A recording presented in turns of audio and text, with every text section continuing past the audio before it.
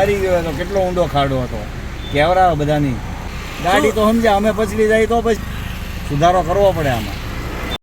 નડિયાદના college road પર DDIT college બહાર રસ્તો તૂટતા વાહન ચાલકો હાલાકીમાં મુકાયા છે.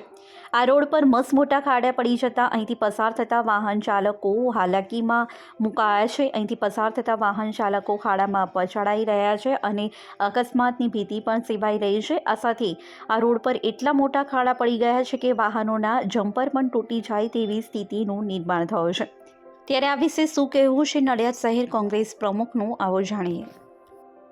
હાલત તો તમે જાતે જોઈ શકો છો કે એટલા મોટા 3 ખાડા પડ્યા છે કે દરેકને 4 વ્હીલર હોય 2 વ્હીલર આવવા જવામાં તકલીફ પડે. પણ વરસાદ બંધ થાય, અધિકારીઓ જોડે હમણાં વાત કરી છે, 24 કલાકની અંદર કાલે સાંજે 5 વાગ્યા સુધીમાં મને ખાડા હલ પૂરતા, એટલે આ ખાડા જે ઊંડા છે ને એ લેવલ કરી આપવાની એ લોકોએ ગેરંટી આપી છે.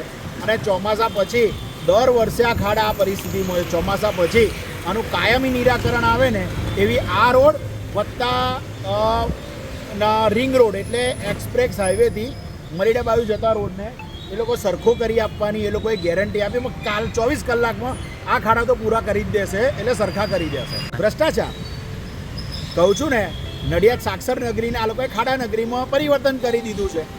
પણ હશે ધીરે ધીરે એ પણ હવે ભ્રષ્ટાચાર બંધ થાય એવા પ્રયત્ન કરીએ છીએ અમે લોકો, અને કામ સારું થાય એવા એના પાછળ અમે ગતિશીલ છે અત્યારે.